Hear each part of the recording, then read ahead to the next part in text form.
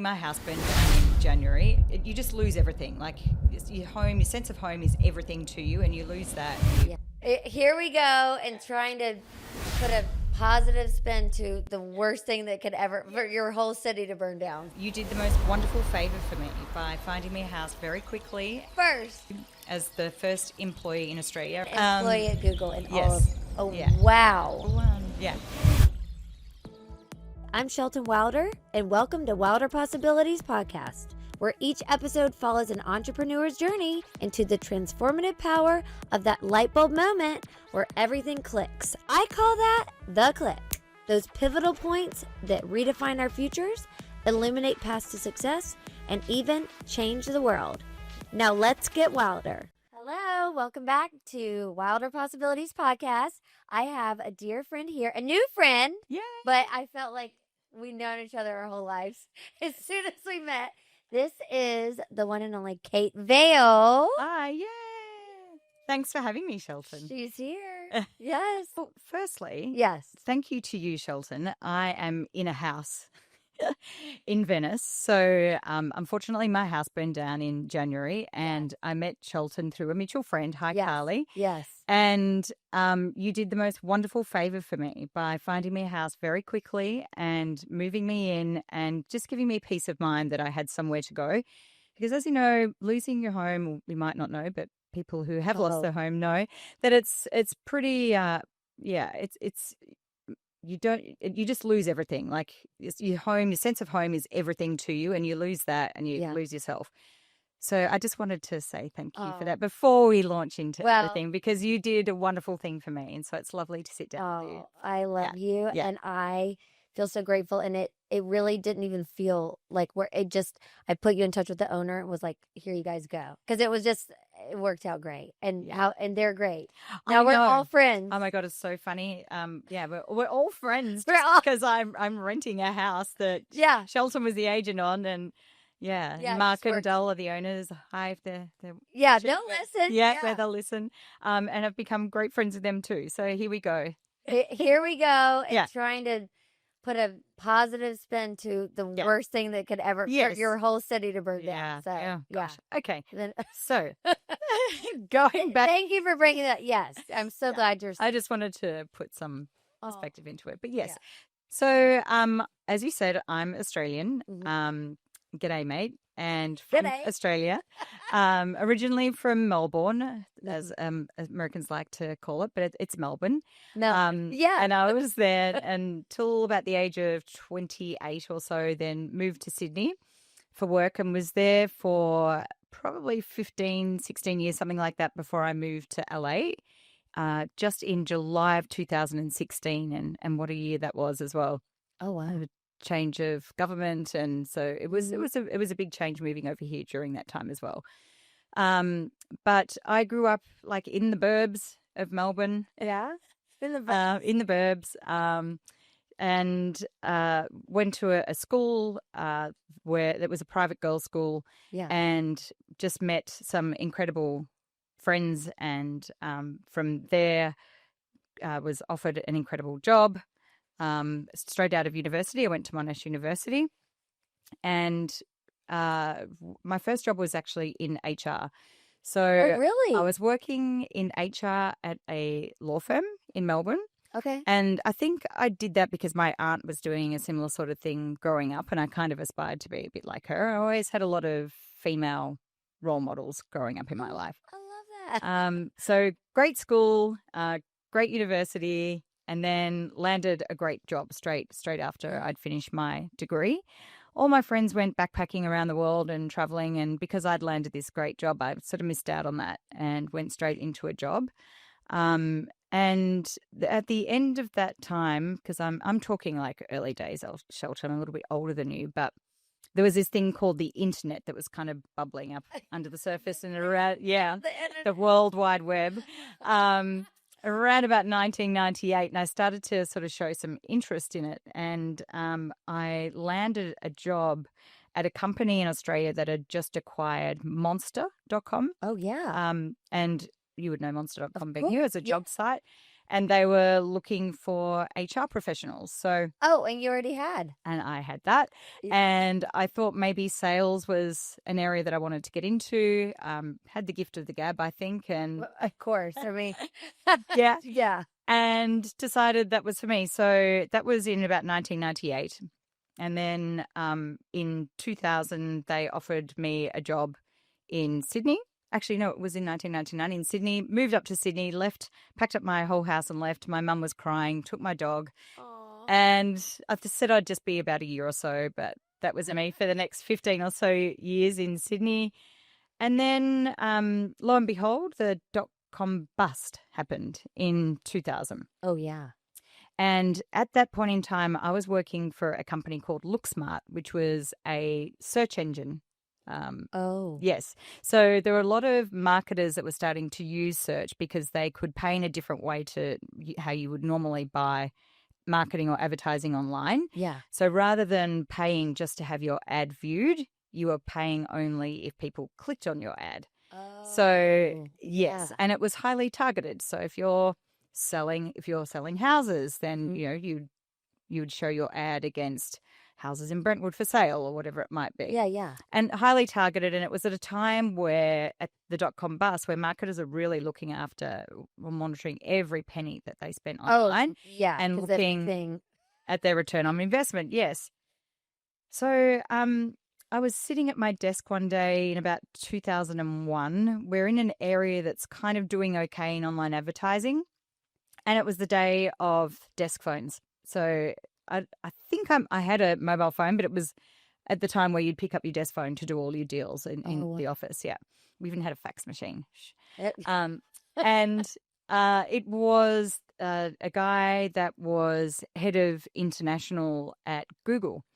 And he was looking for someone to set up operations for Google in Australia and wanted someone that had great sales expertise, understood search engine marketing, and had a great understanding of the Australian marketing landscape. Yeah. So called me and I nearly hung up the phone because even though it was 2001 and not many people had even really heard about Google and it was still new, because I was working in that space, I really understood who Google was and the opportunity. Like I would have killed someone for that job, You knew. I knew.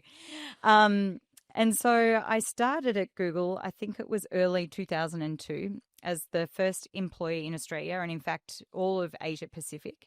So First. Yes. Number one. Yeah. Number one employee at Google in all of. Oh, yeah. Wow. And it was interesting times. Like back then, there was about 500 employees at Google, probably a bit fewer than 500. So in the whole company? In the whole company, yes. Wow. And look at it. I know. Like yeah. Yeah. Wow. I have to kind of just process this. That is such a big deal. Yes. Yeah. I mean, and I knew that. I understood it. I could see what it was going to become. You were very forward thinking. Well, it's because I had experience in that space and I knew that it was going to be an area where marketers would continue to spend their money and continue to spend more. And there were more and more people, consumers, using search to find things on the web. Yeah, they had to. So it was like a match. Money and people, consumers. Yeah. Yes. And so I started there early 2002. It was a very interesting ride because I got to see a company in real startup mode and a company that was going to become, a global internet behemoth. And so I learned a lot and from some of the best people. So I was lucky to work alongside people like Sheryl Sandberg and Sukhinder Singh Cassidy, who was like my manager for all of the Asia Pacific region and is now like gone on to do some fabulous things, and some amazing female mentors at Google.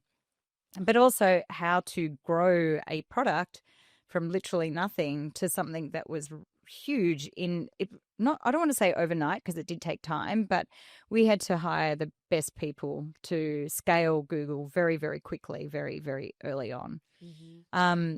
I was little Kate out in Australia answering my home phone as Google Australia for the first few months. Oh, for the first, yeah. Yeah. Oh my. Yeah. Until I could find a little office space, and I found a serviced office space, and then Started to hire pretty slowly, actually, but there was a lot of legalities around launching Google in a new market and getting the service set up for Australian advertisers, because it was all really targeted towards a US audience, because that was the biggest part of their business. Yeah. And then, so I grew it. When I left, there would have been about 1,500 employees. So it was from zero revenue to about, I don't know, $500 million in revenue by the time I left. But some really amazing things happened along that journey. So firstly was just joining a company in its infancy and learning a lot and working with some great people. But I'll never forget, in 2004 or 2005, there was a knock at our door on a Monday morning, and these 4 guys were standing there at the door. Oh, we're here. Google's bought our business and we're here to start work. And I'm like, no idea who you are. Hello. No idea who you are. And of course, it's a Sunday in Mountain View, so I can't call anyone at HQ. So I just sort of popped them in an office, and on Monday morning, Mountain View, I was calling them like, what the hell is going on? Oh, yeah, there's this little mapping company that we've purchased. No, a map. Yeah. So that was amazing. So that was Google Maps, and that Google Maps. That launch started in my office. Yeah. Started in Australia. Yes. Yeah. What? So that was an incredible story, and just amazing, like for a small team that we were at that point in time, maybe 25 people in the office in its total, watching Google Maps being developed from scratch. Wait, so 4 guys. You were like, yeah, what this just step down in here. Yeah. That is so good that you're who you are. Yeah. You were just like, oh, okay. Yeah, but we were laughing because the whole oh my God, sales team were like, what do you mean a mapping product? Like, why would Google want a mapping product? Oh, I still use it. That's all I use. I know, but back then there was no such thing. No, but that's why it's so amazing, the forward thinking and the innovation that was happening right under my nose. Yeah. I mean, and we used to like run in there every Friday afternoon, and the team would show us like what they developed that week. And if you're tech, you would understand what Ajax is. And Ajax is like drag and dropping. So the drag and drop technology in Google Maps is something that they created, and that's Ajax drag and drop that you see all over the internet now. Oh my! So we saw all of that unfold under our eyes, and it was so exciting, like to see that, and then to watch it grow and scale, from Australia, which is amazing. Yeah. Yeah. I'm so impressed. Yeah. See, this is why it's better just don't Google anybody ahead of time. just ask right on the spot. Yeah. Wow. And then I'd been at Google for a little while, and I met my then husband. He's no longer my husband, but at Google, he was one of my first hires. And so we had the first Google baby. So I had to kind of work out what the maternity leave policy was going to be like, what the paternity leave policy was going to be like. There were things like in a small office in a remote country where you don't have an HR team that we just had to. You were the HR. I was head of HR, and I'm pregnant. So liaising with HQ to work out like what sort of policies we should create for our staff. And paternity was one of those things pretty early on. And then I went on maternity leave, and in Australia, Americans find this quite interesting, is we get a year of maternity leave. Wow. It's paid. So you get a certain amount paid by your employer and a certain amount paid by the government. And so I didn't take a full 12 months off because we were still growing so quickly, just hated it. Still felt like, even though I'd had a baby, that Google was still my baby. Google. Yeah, you were number one. Yeah, you were the first. But I didn't like to leave everyone, and sometimes they'd call me mum because I was, the mother duck of the ship. So yeah. So I had 7 months maternity leave. I came back, and at that point in time, we were really growing and scaling, and Google had just acquired this little video company called YouTube, and. Casual. I think it was like $2 billion or something, which was so undervalued, but it would seem like a lot of money back. Seemed like a lot, yeah. And so we were launching YouTube into Australia, and I thought that would be an interesting challenge to take on. So I moved, after maternity leave, in to run the YouTube business in Australia. And what year was that, though? 2008. 2009. 2008, 9. Yeah. Oh, okay. So that was when everything was falling apart. That was when I was filing for bankruptcy. At least I wasn't a lone soldier. Oh, yeah. You know, 2010? No. It was end of 2009. It was Right. a Maybe here. shit Yes. show. Oh, yeah. And okay. so you're just like launching YouTube, like crushing life. Yeah. We're all like, ah. Yeah.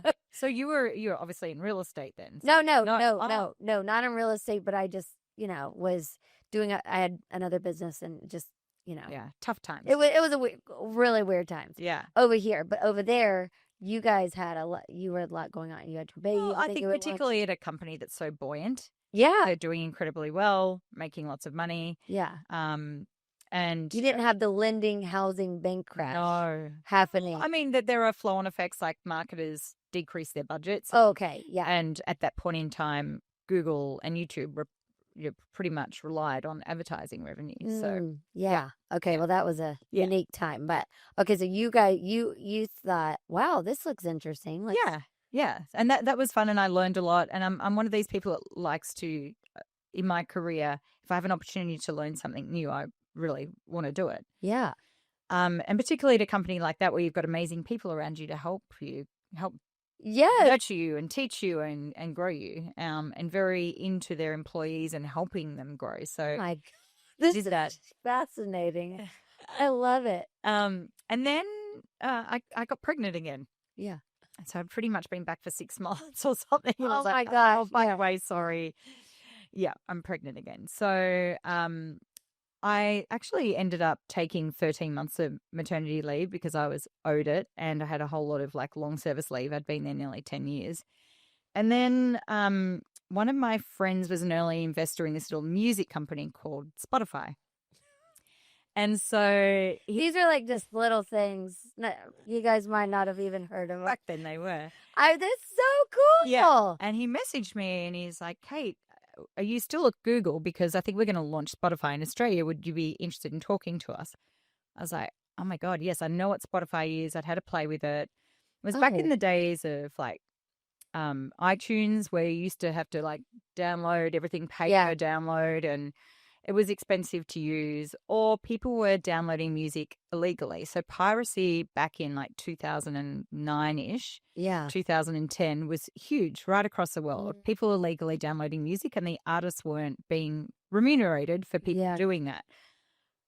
I was one of them. So, and I'm sure lots of people were Kazaa.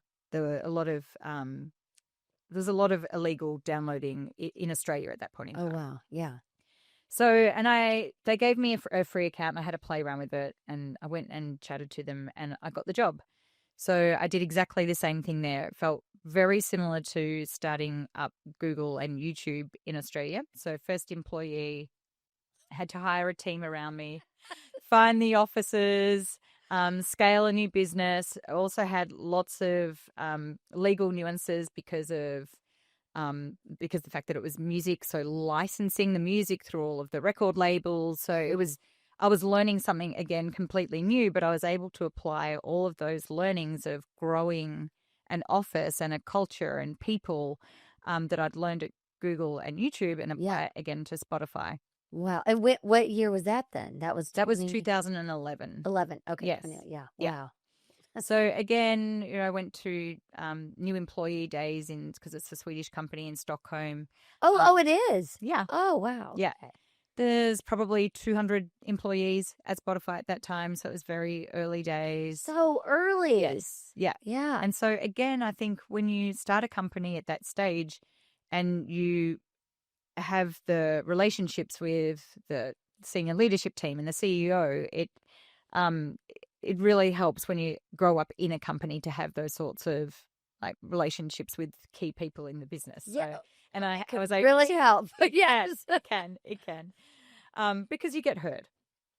So I did that for 5 years, and at that point, when I was in the business for 5 years in Australia, my then husband got an opportunity to go and take the business that he'd started into the US and help them grow and scale in the US. Oh, got it. So he was spending 2 to 3 out of every 4 weeks on a plane going to the US, and I had 2 really young children, and I was pretty much a single mother at home trying to raise 2 children on my own without the support of a husband because he was just traveling all the time trying to scale his business, which is fine. We knew that's what he was there doing, and I was very supportive of that. And, I was the breadwinner while he was trying to get this company off the ground. Yeah.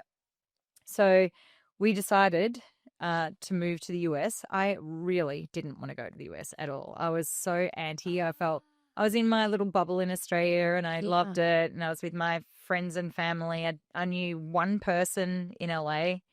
And so we moved here in July 2016 and life-changing. We moved to the Palisades. Yeah. And we moved into the house that actually just burned. So we were there for 9 years. But it felt like home. We're near the beach. We could go for beach walks in the morning. We could go hiking. It was nice and green. There were so many things that I loved about being in the Palisades that reminded me of being at home in Australia. And that's why we chose to be there. Yeah. And that became my community as well. I loved it. And so I moved over with Spotify. I actually managed to have a chat with Daniel Eck, who was our CEO, at a leadership conference maybe a year before we made the leap. And I kind of talked him into letting me go and keeping the role in Australia as managing director of the Australian business. And he agreed. I went above HR's head, which probably is not the right thing to do. And looking back at it now, I don't think they were particularly happy about it. Yeah, but you were the first one there. So Anyway, they let me do it. But I was for about a year into the job. I was going back to Australia all the time. So you were doing like what? You were doing the reverse. The reverse. Yeah. Exactly. So, I felt like I'd moved my life for a man, which I thought I'd never do, because I always put my career first. Yeah. But I put the family first, and I thought that was important to do at that point in time. But then it just backfired on me, and I was exhausted. I was on planes all the time going back to Australia. I was leaving my kids. I had to find amazing care to help with my children because my husband was working a business that was getting off the ground. He was really busy. So in the end, it just didn't work. It was too much. Yeah. It was too much. I'm still going on your first question, by the way. Is that okay? This is the first question. That's the only question. That's why it works. There's been a few clicks though, right? There's a lot of clicks. The click was a great school, university, another click into the law firm, another click getting into HR, another click working in search and going to Google, another click being able to do what I'd done at Spotify. You got that job at Google. Yeah. You were just like, I'm the girl. I needed that. Yeah, you were like, I wanted that at all costs. It's amazing. That's a big click. Yeah. That phone call. You're like, oh, hell no. Yeah. No one else is getting this is for me. Yeah. Yeah. And then I had maybe a year or two off, not working. Yeah. And then COVID hit. Oh, wow. And it was actually, I know it's an awful time, but I actually quite enjoyed COVID because I got to spend time at home with my family. I feel like we were so close back then. So close. Yeah. And we actually really enjoyed each other's company. And remember all the TikTok dancing that was going off back then? We were TikTok dancing, probably hitting the bottle way too early every day, but that's okay. Whatever. Yeah. Yeah. And I mean, it just wasn't good for the kids, obviously, but I loved it. And at that point in time, I had been introduced to a girl that had just moved to LA through a mutual friend of mine in Sydney. And we had lunch together, and then the next day she called me and she said, look, I've been thinking about something. She's like, you are very passionate about supporting female entrepreneurs and females in tech. And I had seen the worst of women doing really poorly in tech as well, and women not getting funded for amazing ideas in areas that really count for women. Yeah. Areas that might be, I don't know, about pregnancy or menopause, or areas that men who invest just don't touch in because it's women's business. They don't get not enough women in VC or enough women who invest. So a lot of these incredible ideas just never get off the ground, and therefore we see a lack of, billion-dollar female-led companies. Anyway, so that was a side note. So she said, why don't we do a VC together, venture capital, and invest in female tech founders? And I think it took me all of 5 seconds to say, yes, let's do it. Yeah. Yeah.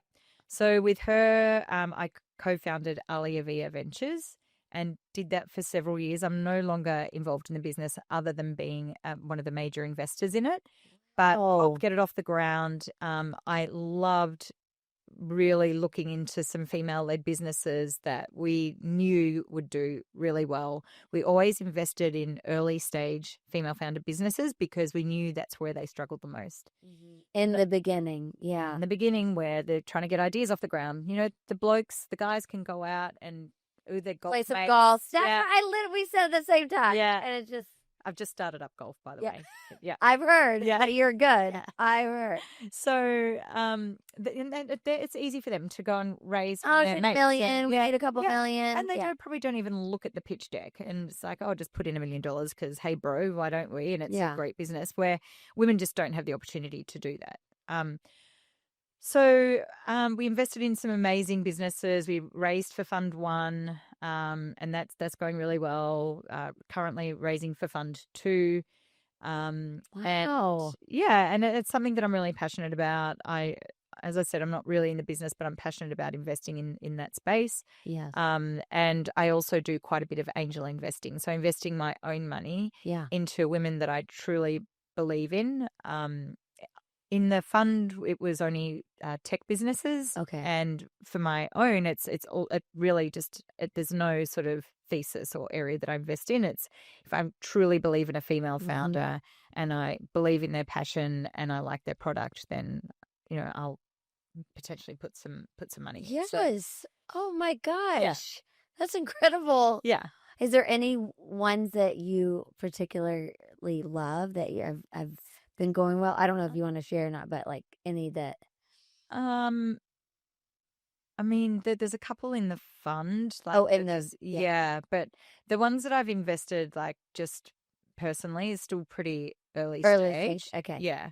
But then you can be a mentor too. Yes, yeah, and also I think it's important if you're going to put money into a business. It's important that you can see that you can help. You can help grow that business, or you can give them advice, you can mentor, or you've got referrals for them. You know someone that you can put them in touch with. Yes, the referrals for them. Yes, such a big deal. Yeah. Sometimes that can just be being the connector. So which I love doing, and I know you do. Yes, I live for that. Yes, I don't know why, but it's just like God's calling. It makes you feel good when you make a really good connection. It does. It feels so satisfaction. Yeah. It really like I'm a part of helping that person succeed, and I feel good about it. Yeah. It just, I don't know. Yeah. It does. It's just like warms your heart. Yeah. It's a big deal. It's really great to see other women doing well in business. Yes. Yeah. I'm obsessed with that. I even just had one of my friends on that she used to be in my real estate business. She literally hated selling real estate. We were joking about it. And she stopped doing it. And then she owns she calls it the Creative Cabana. And it's a marketing agency. And now I'm her client. And we used to get to work, and I'm always like, oh my God, I'm so proud of you. It's like, it's great. Like we just build each other up. Whatever we pivot to do or want to do, it's just important. It is that important. way. And it's one thing, you know, I said to you that I really didn't want to come to America at the start, but I really love being here now. Oh, yes. But one of the things that I do love about being here is watching people lift each other up. Yeah. There's a thing that happens in Australia. I don't know if you've heard of it, called the tall poppy syndrome. What? Yeah, it's where tall poppy syndrome. So look it up. But it's like you beat people down and it's an Australian thing to do, and it happens a lot. There's only the population. Look at my jaw. My jaw's like on the ground. Yeah. I'm like, what? Yeah, because the reason I think it happens is that Australia is so small. So it's, I don't know, 24 million people in all of Australia. And you know, the landmass of Australia is nearly as big as the US. Yes. It's just that we put on the bottom and underneath the globe that you don't really see the scale of Australia. It's true. But, it's huge. And I mean, that's the population of LA. So if you're doing business, it's highly competitive there. So you've got a small consumer market, no matter what space you're in. We also say this thing called the 2-horse race. So there's usually like 2 competitors in every space because that's all there's room for, because the population is so small. Whereas the US is so big, population is so big, there's enough space for everyone to do well. And so they all lift each other up in the hope that they're making the area that they work in or the space that they work in a better space overall. Yes. Which just Because the doesn't. competition helps. Yes, Yeah. that's right. It accelerates the growth. Yeah, like that we got to be industry. better. Yeah. Yes. And that really surprised me when I moved here, and I thought it was fake. I thought people were, even at Spotify, they were talking to their competitors about trying to improve the overall like online streaming, like online listening to music listening. Whereas in Australia, you would never talk to your competitor; they were your arch enemy. Yeah, So different. so when I got here, I was like, why are they all being so nice to each other? And they're not competitive in any way, and they're lifting each other up. And even though they might be competitors, they work out how they can work together and refer business to each other. Yeah.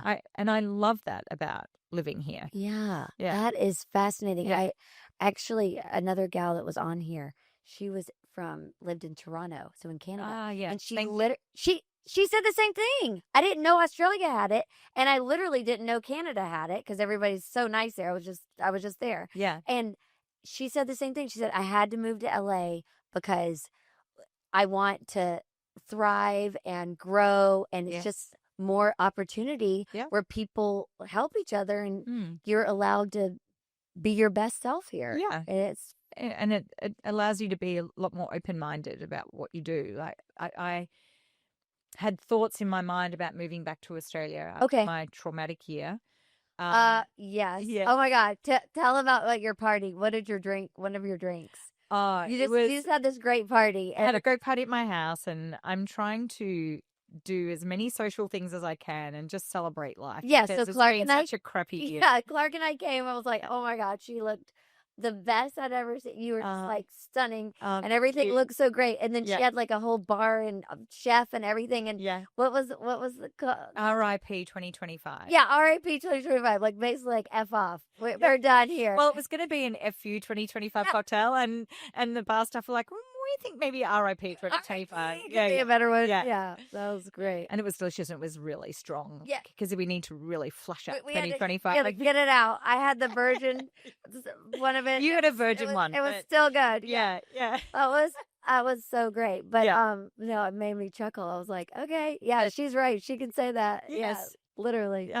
So what I was going to say is like I was thinking about going back to Australia, of course. I've got a 15-year-old girl, 17-year-old boy, and I think giving them the opportunity to study in America is incredible. Yeah. I mean, looking back in Australia when I was that age, if someone had to give me the opportunity to go to an American college and study here and have that all-American experience, I would have died for that.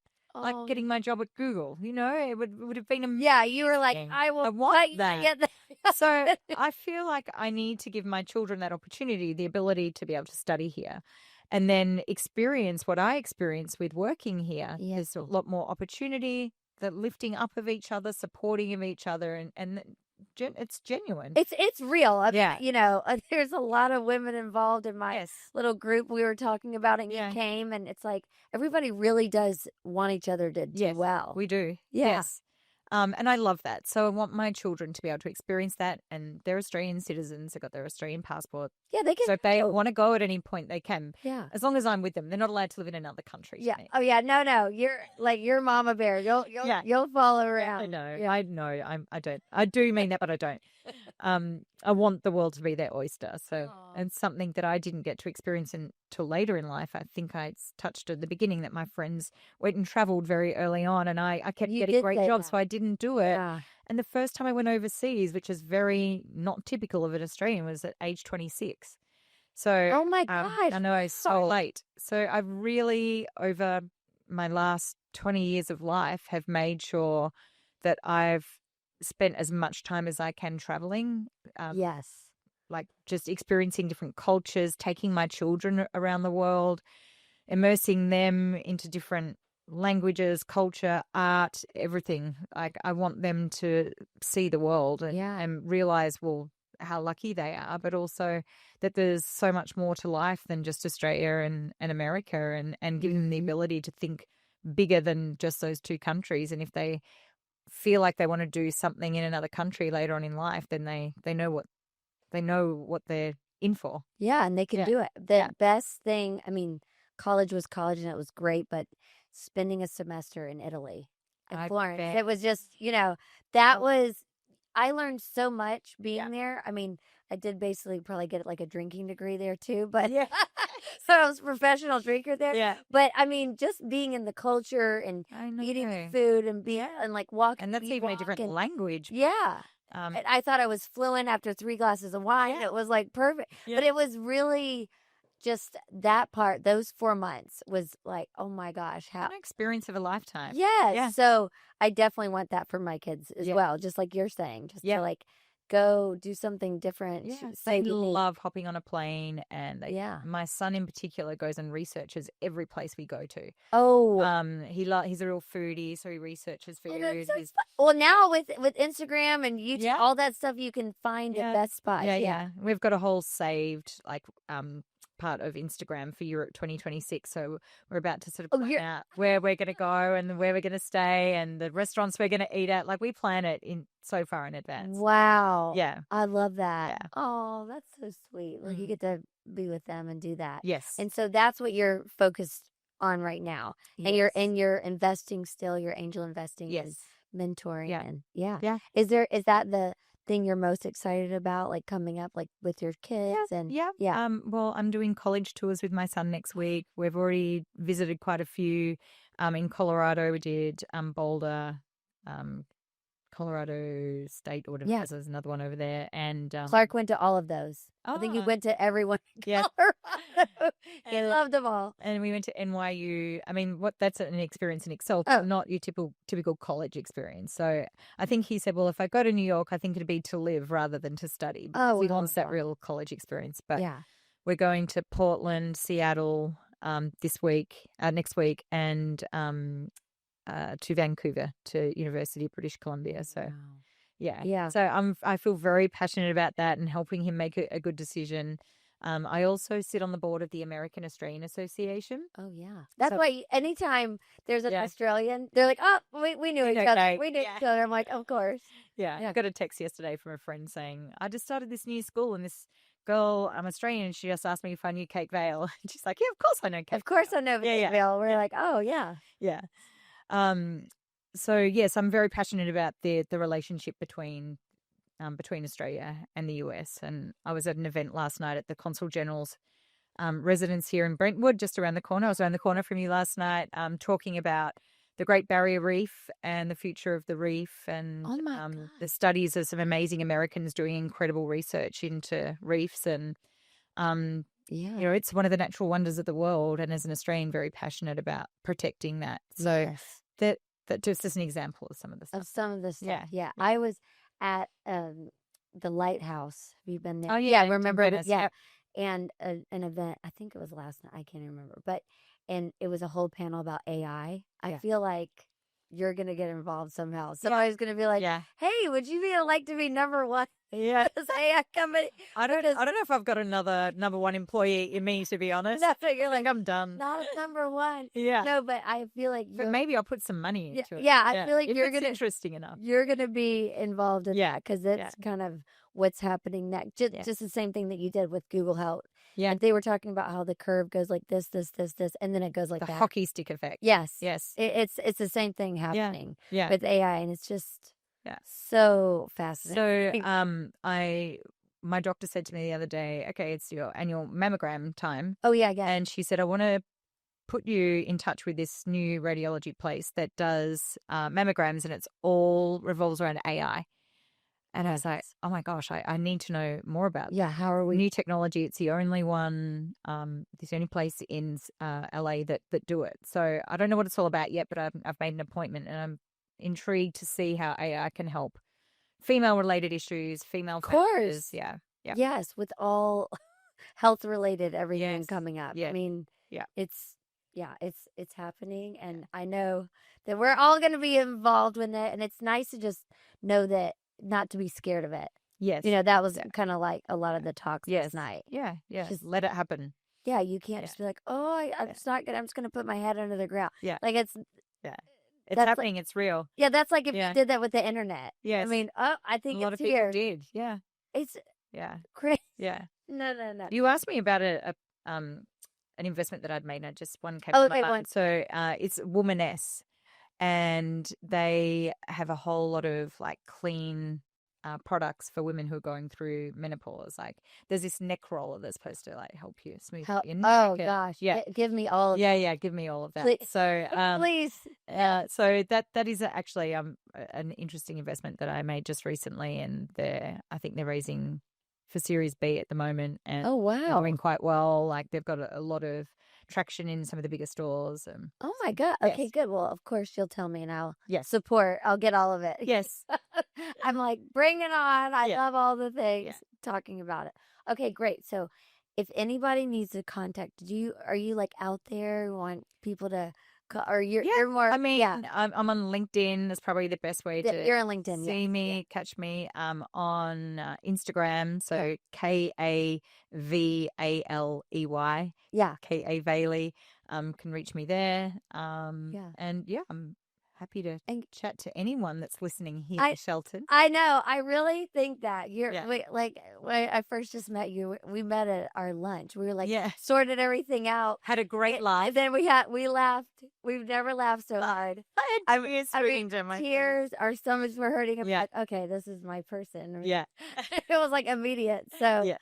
I know. I'm so grateful for you coming on. Oh my gosh. And telling, thank you. It was great. I love this. I know. I didn't even know all of these stories. You are so important. You did so many amazing things, and you're just the most kind, down to earth, just relaxed gal. And thank you. It's so nice. And I love what you're doing as well. I love the fact that you're supporting a lot of female founders, and I love that you just love doing it. It's just, I think it runs through your blood. It's just there's something weird in there. It's just very I gotta just get people together. Yes. You know, I like to highlight people. Yes. Because you're good at it. It's fun. Yeah. Okay. Well, thank you very much for that. And I hope that if you love this video and you loved hearing about Kate, that you'll like and subscribe, and then we'll have way more amazing guests coming on all the time. And so, Kate, thanks again. Thanks for having me. Bye.